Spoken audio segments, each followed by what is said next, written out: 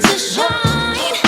Give 'em what you got, baby. Time to show them all you are.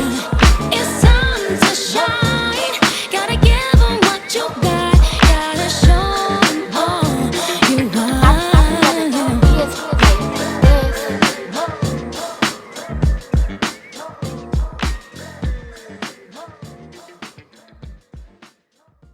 Welcome to the Chix Podcast, where we bring you curated, authentic, Christ-centered realness. Period. Okay? Listen, I am so glad that we are continuing the relationship series. Like, the past few episodes have been more than juicy. Like, they've been so good. And so the series continues. Point blank, period. Yes. And I'm so excited. That we couldn't stop there, huh? No, couldn't we stop couldn't. there. I mean, it's just so much to talk about, like, right? And so tonight we're going to, dig a little bit deeper. Oh, Lord. What does that mean? Ladies, are y'all ready to dig a little bit? When are we She ever? said no. Let's just do it. Courtney said, when are we ever? That part. I love it. I think that a lot of times in relationships, we are always in expectation for what we want. And sometimes it's difficult to have a moment in which you literally are reflecting on the woman that you are and what you're bringing to the table, right? And that could go twofold, but tonight we're going to talk and dig into the baggage that we bring to the table in relationships. Bag a lady. Y'all ready? Right, exactly. Because no matter how much work we do, we're all going to be bringing some form of baggage to the table in relationships. And so tonight, I just want to dive right in and ask you ladies this very, very necessary question that we're going to answer, but also for the listeners to kind of think about and answer also for themselves, right? And so here is the question. Are y'all ready? No. Crickets. Lisa said no. Well, y'all about to get it anyway. So do you feel like any of your expectations or standards that you've set for your relationships is a reflection of your emotional baggage? And it was a holy hush in the room. You know what I'm saying? A quiet fell on the room. Fell upon the Exactly. Silent. I know we don't want to talk about it, but we all have emotional baggage. And so do you feel like that baggage has shaped or formed your expectations or the standards that you have set in your relationships? I would say that part of the question is easy. Yes. And the harder question that implies is what baggage and how. So I don't know. I think a lot of people can relate to this. Of course, I'm already trying to recruit people to be on my side, but That's funny. so definitely I feel as though like just thinking about like trying to figure out like my own baggage, like what is it? I feel like still it's like rooted in rejection based on how I've interacted in the past with other guys or just with the idea of dating and relationships and things like that. Because, well, first I had to get over the fact of, or just grapple with the fact of do I make the first step? Or if the guy doesn't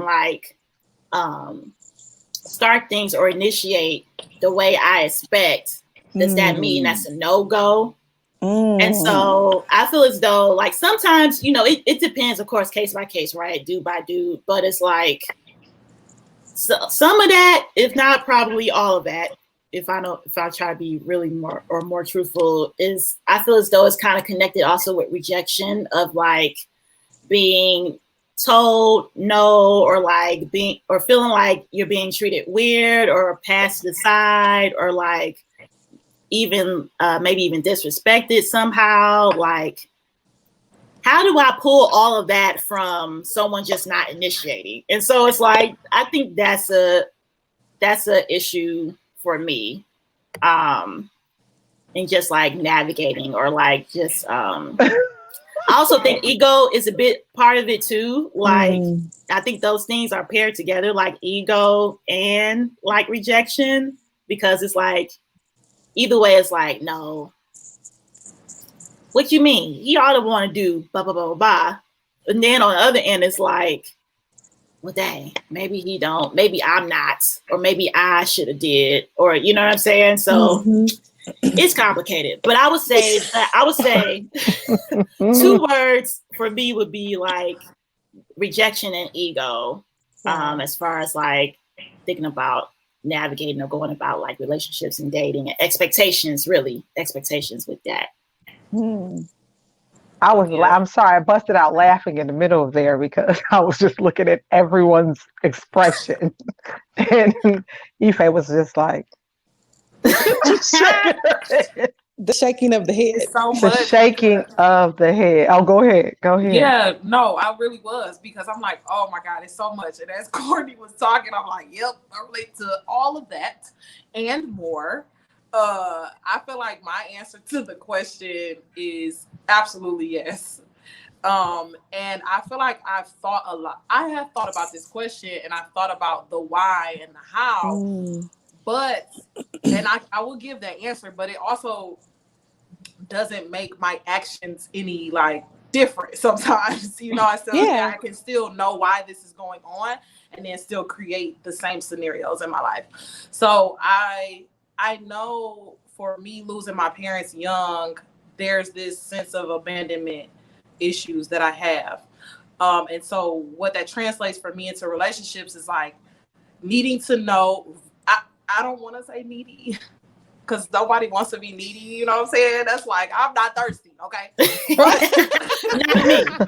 It's not me. I am thirsty, okay?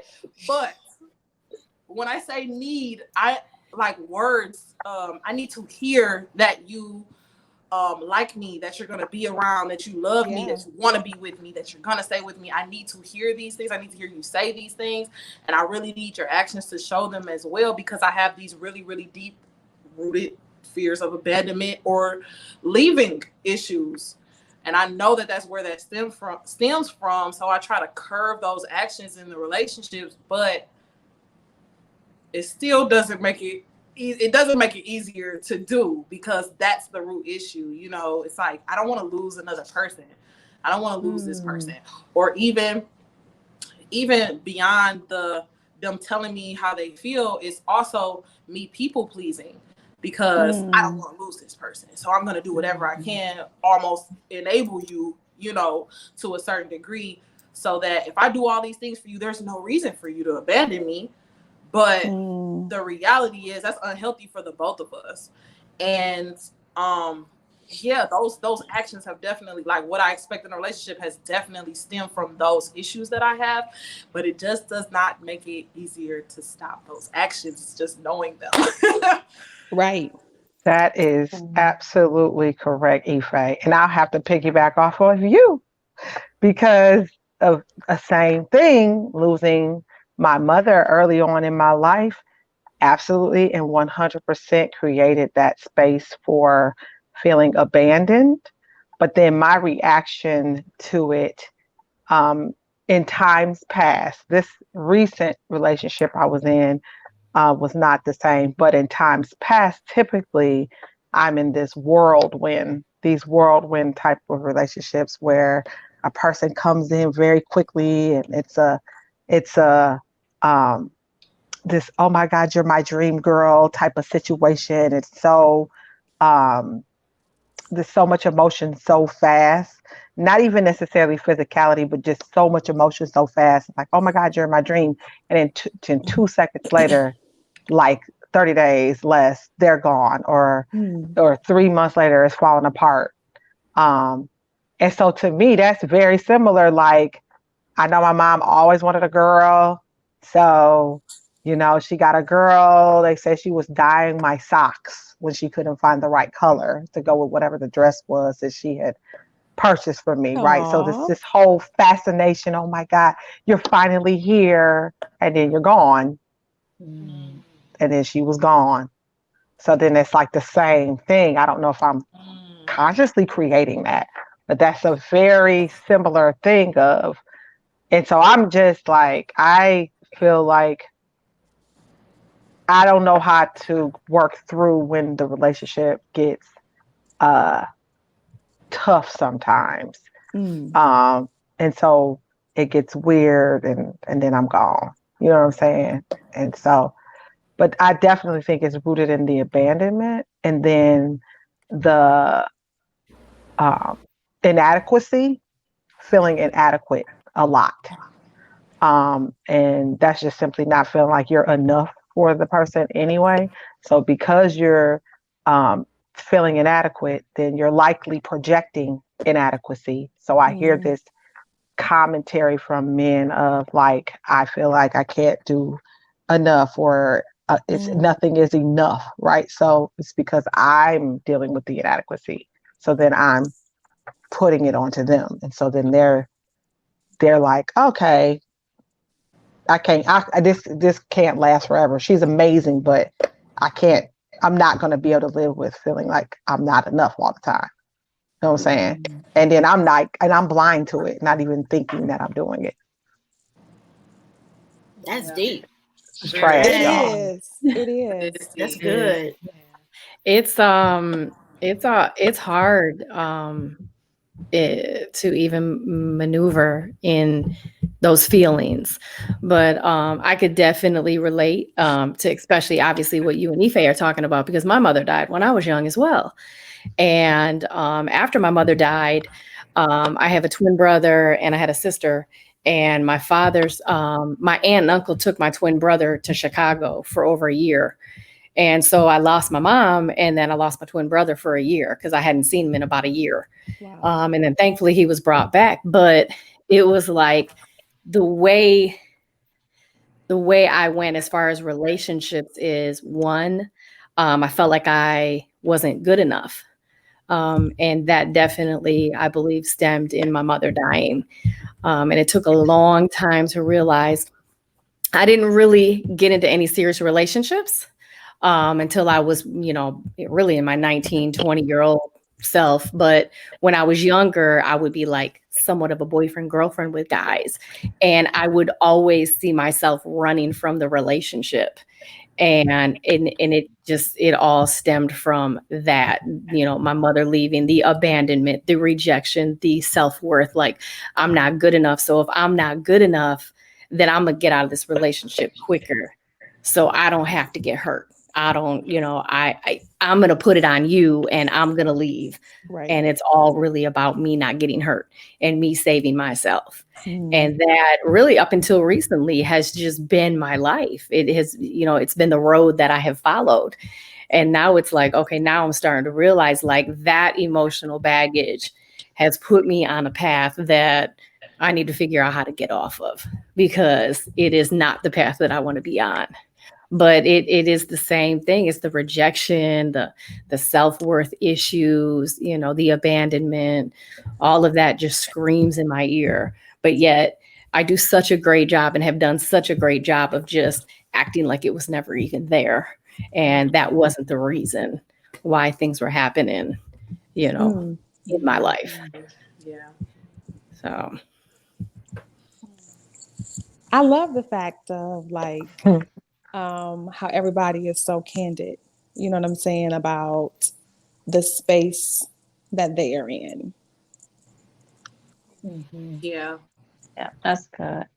And I'm still thinking, however, I think I'm just looking back on what I've done in the past, just because I have been married for 15 years or with the same person for 20 years. So this hasn't been something that I've thought about in a really long time, but just looking in the past of dating and just how I was towards guys. I always I fall hard, I fall quick, and not with everyone, but just certain people. And then I grab on tight.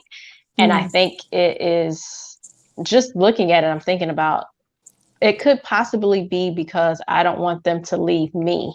And that could stem from my parents divorcing, my dad leaving, although he was always around. But I don't know if has been a fear or had been a fear in my life. I don't know. But when I was in my first serious relationship, then I was holding on, and then he decided he didn't want me. He wanted someone else for the most part. So then that comes into not being enough for him to marry. You know, he wanted to marry someone else.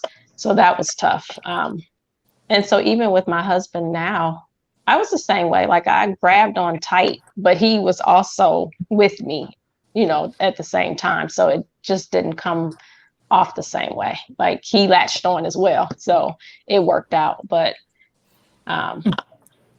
yeah, that's the only thing I can really think of. And it may stem from them divorcing. I don't know.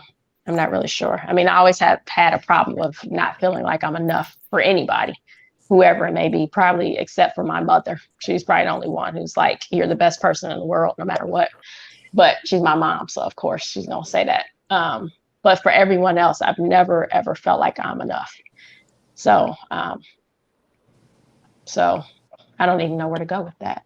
I don't know. No, I love that because as I was sitting here, like listening to everyone and then thinking about my personal, like current day life and story and things that I've been like processing through. I love what you said, Lisa, about that, how when you latched on, he latched on, your husband, like, and that gave you the safety and the assurance that you needed to be able to be yourself. And I think so many times, like as women, we're told that, you know, if we have this baggage that we're not ready, or if we have these things, then maybe it's not time. And I just really want to challenge that, because I feel like that even though you have issues and things and all of that, the more that you are aware of those things, then to me, that is saying that, hey, then I know I need a person that when I'm latching on, they're latching on. So that could be like an indication of like, hey, maybe this is my person or one of the persons that I could choose from. Hello. Amen. You know what I mean? Like our baggage, even though it's a part of our stories, it still is telling to us what we need. Yeah. And even though we need to curve certain things and make sure that we're not projecting, you know, in a sense, but it's also saying like, for example, for me, like I need my person to let me know that they are interested, point blank period. Like if I feel like I got to guess, I got to figure out, are you really feeling me? And for me, that stems from my father not being present. So having to question, you know, when I would see him, he would say, I love you so much, but then it would be months in between, you know, in which I wouldn't hear anything or see anything or feel anything. So that demonstration wasn't aligning with what he was saying. So when I'm looking for in relationships or dating, my expectation is, hey, you got to let me know what's up in word and deed. And that's not a bad thing, even though it stems from my rejection. You see what I'm saying? So yeah.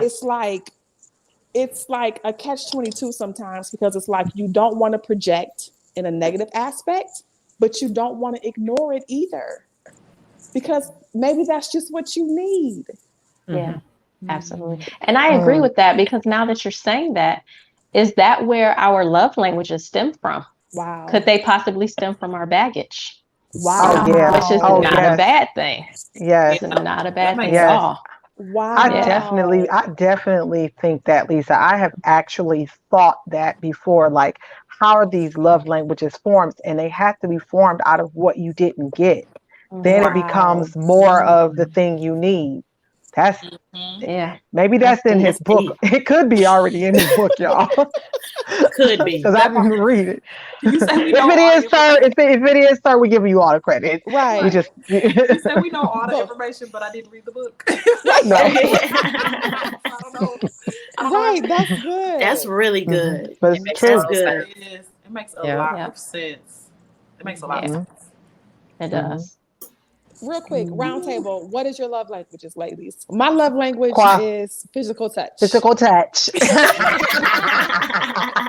Yep. Quality That- time. Mine Yeah, is I'm quite- definitely. Oh, go ahead. Oh, I was gonna say quality time too. Mine is physical touch for sure. Mine's words of affirmation. Mine's is words of affirmation as well. Wow. That's two of each. Look at us. Look at us. Amazing. Better together. I Yeah, say it all the that's my top. time, like I'm gonna make it a post, but I say all the time, like I want you wrapped around my finger, not to manipulate or to control you, but because my love language is physical touch. Like Yeah. in here, baby. Okay, period. Okay. Yeah. But it's funny. It's funny because that's my love language, but I didn't marry a man who is extremely affectionate. So Wow. I know. And that was a struggle for me. And I knew that when we were dating and I was okay with it. But then after a while in marriage, I'm like, okay, what's up? Like, I need this for me to feel like you love me. But then I realized like he didn't really see that growing up. And of course, Courtney, you know, it's like your parents aren't affectionate towards each other, whereas my mother and I are extremely affectionate. But he's not like that. So I've had to accept that he's not like that and also help him in that and understand that even though he's not affectionate the way I need him to be, he still loves me. And that was such a good learning. It was so good for me to learn that, like, even though he doesn't speak to me necessarily in my language, he still loves me because I understand how he shows his love. So it's like, okay, when I understand how he shows his love, even though it's not necessarily number one on my list, but I know, okay, he loves me. He's doing what he feels he needs to do in order to show me that. So that actually helped me to get over myself in a way, in a great way, actually. And that's why you've been married for 15 years in a relationship for 20. Because just listening to what she said, it's like, y'all, that's what mature people in relationships do, because another person will be like, I don't like how he does this. I can't live with, I mean, it's just not even a thing. Half the stuff I see these people get divorced about. Like, it's not. I mean, you know what I'm saying? And maybe I'm on the outside looking in or whatever. But I guess a lot of the people in our family, they get married, they stay married forever. Right. So I'm not a stranger to seeing people married and toughing it out. You know what I'm saying? But that's just mature. I feel like that's part of deciding you're going to be committed to somebody till we're done. And that doesn't mean that you still don't strive for getting what you need in a relationship. But once you get in it anyway, you're going to find out some more things. And trust me, the things you find out are going to be things you think you cannot live with. Even when you made your best guess and married the best man, because he's not living. And if you really think that this dude is perfect and he's going to just be perfect the whole time, you are crazy. So basically it boils down to, do we want to do this thing or not? Because that's really what it is. Do I want to do this thing or not? Because I'm very clear about what it is. And not to say it's a bad thing, but I'm very clear about the work. So when people tell me, oh, you know, marriage is what? Yes, I know. That's why I'm just saying. Right. That's why I'm single. Say it for all of us. You're single by choice. Yeah. And I also I was gonna say that plays into the part what Angela's saying is like doing the work in the marriage and the relationship. That also plays a part into like what we expect. Like we've been force fed this fairy tale of like what love is supposed to be, this happily ever after. And me, a person whose personal preference in movies is romantic comedies. Right. I am always waiting on somebody come sweep me off my feet, come run after the train, come and get me off the bus and tell me why you love me and all this other stuff. And it's like, yo, that's probably never gonna happen. So you probably need to get your head out of the lane of, out of the clouds, essentially. And it doesn't mean, and a lot of times too, we hear the other side of it is like marriage is hard work. You got to be willing for the ups and downs. And it's like, well, first of all, decide what are your downs, okay? What are you absolutely not willing to take and put up with? And then the things that fall in the, in the middle range, like, okay, I can work with that. But it is still going to be work. Exactly what Lisa said is so true. Like, you have to make that decision to understand what his love language is, what your love language is. That way, if his love language is gifts and he's giving you gifts and yours is, personally, mine was words of affirmation. It's like, that doesn't mean he doesn't love you because he don't tell you how fine you are every day. He just brought you something. He brought you this from the store. He went to go get this. That is his way of showing love. It's like an understanding, but again, still, you just have to be ready to do that work and know exactly what you want to put into it and what you're not willing to put into it and make your decisions from there. But it is not, I repeat, it is not a fairy tale. I repeat. Also, let me help everybody in the club. In the club, all the people, everybody. Help them in the back. Help them in the back row. I also, and to make it even more like complex, people change over time. That too. part. That part. So you can try like, strategize or like plan out. I can probably live with this person, but you don't know who they gonna be 5 years, 10 years, 20 years out.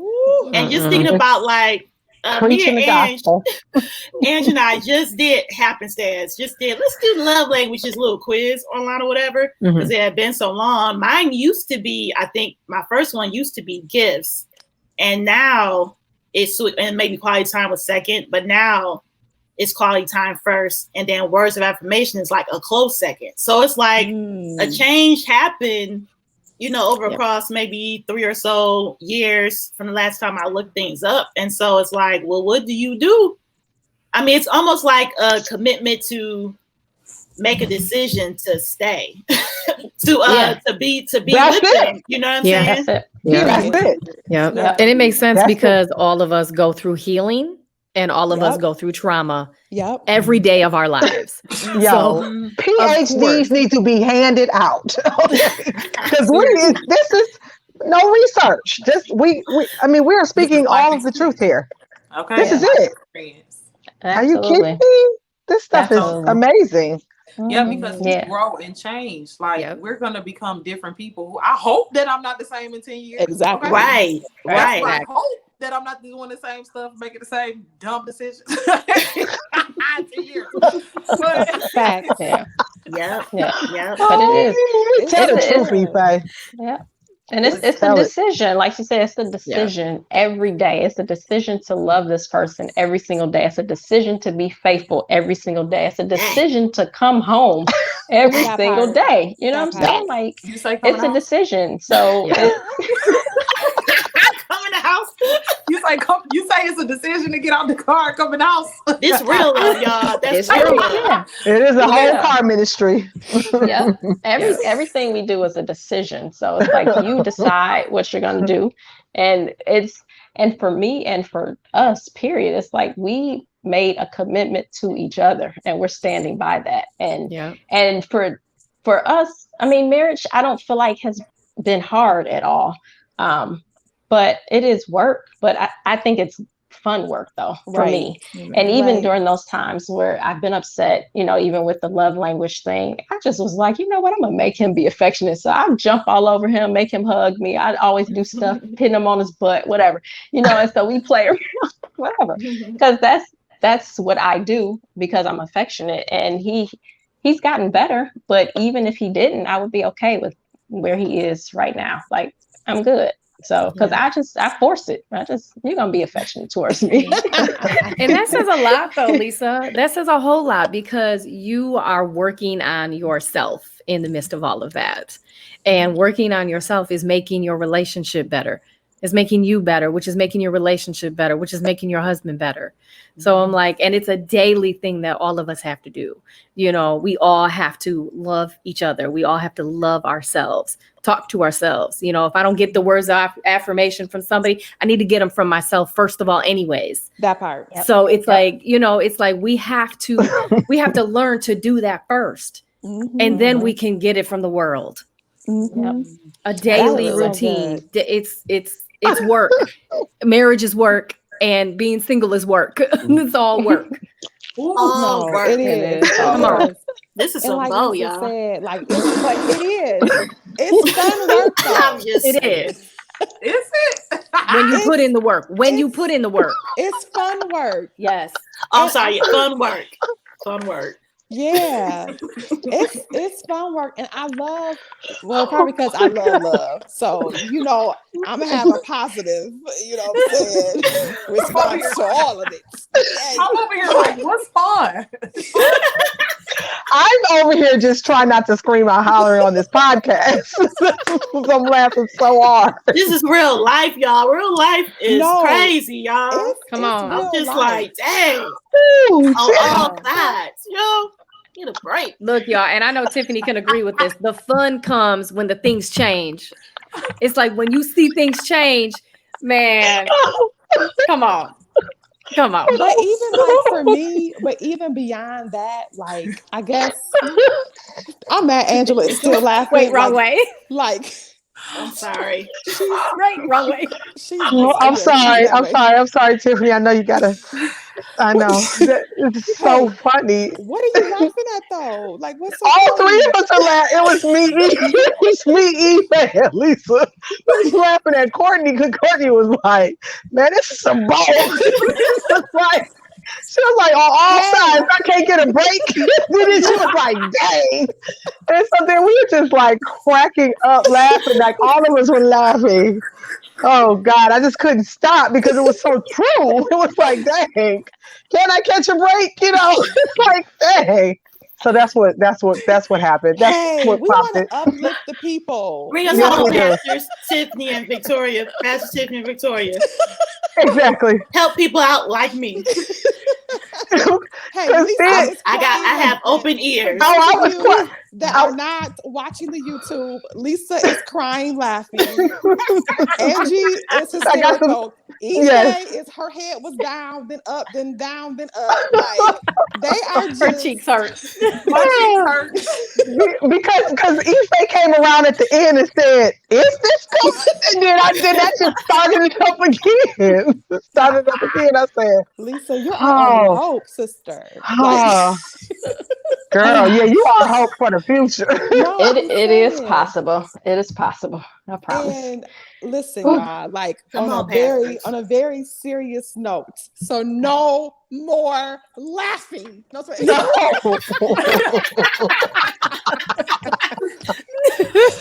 No, but just to bring it back to what Lisa was saying and what Vic was saying about expectations, it seems like to me that your expectations shifted to acceptance.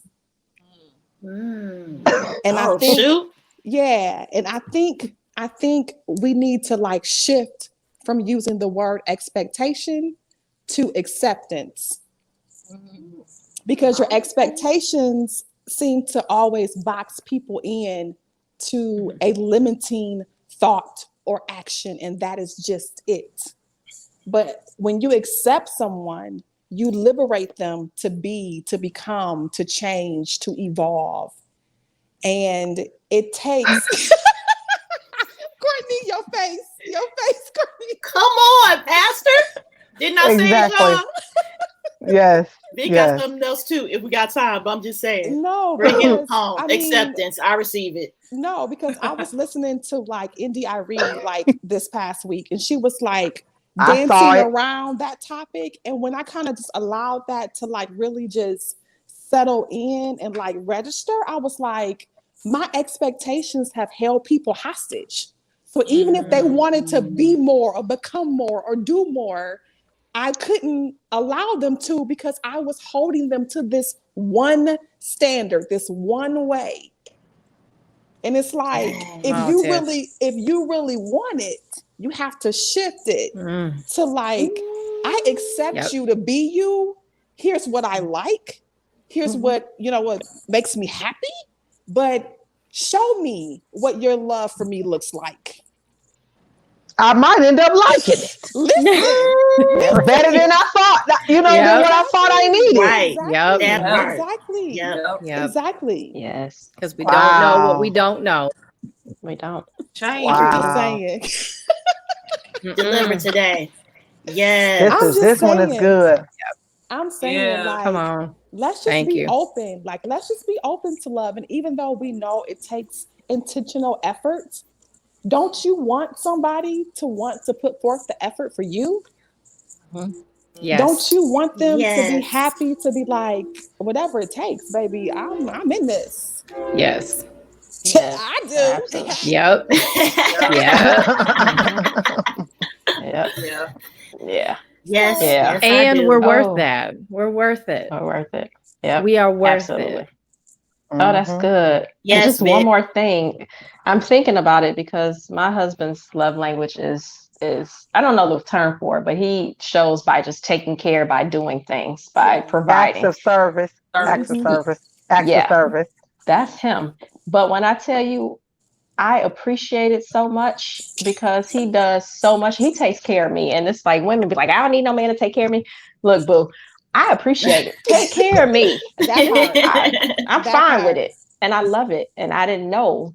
Just like Tiffany was saying, I didn't know, but it means so much to me. Just him up doing stuff. And I'm just like, because he said something to me the other day, like, because I think I wasn't feeling well. I had a headache or something. He was, and I said, you're just happy because my head feels better and I can do stuff. He was like, I need you to take care of me. And when he said that, I was like, I feel like he takes care of me more than I take care of him. And I just was like, man, that's phenomenal. I just love that he takes care of me. That is so beautiful. And we love Percy. We do. Shout out. Yeah. I love this. And so, I mean, as you guys She's going to wait a half a year to hear this. Hopefully. Right. We can go on and on about this topic, but I think we have all learned a lot, even in this 34-minute discussion about ourselves, which is what I love so much about our podcast, is that even as we are sharing our stories and our thoughts, we are growing right along with y'all. So whatever you do, stay connected, like point blank period, to the Chix Podcast. So Ife, let them know how to stay in the loop. Yes. We definitely want you to stay connected with us on all major platforms. Make sure you follow us, like everything we do on Twitter, Facebook, and Instagram at The Chix Chicks. And then make sure you follow our podcast episodes also on YouTube at The Chix Chicks Podcast. Download us on all streams. Share it with your friends. We thank you for joining us. Make sure you join us next time as well. Love y'all and so remember, It's time to shine.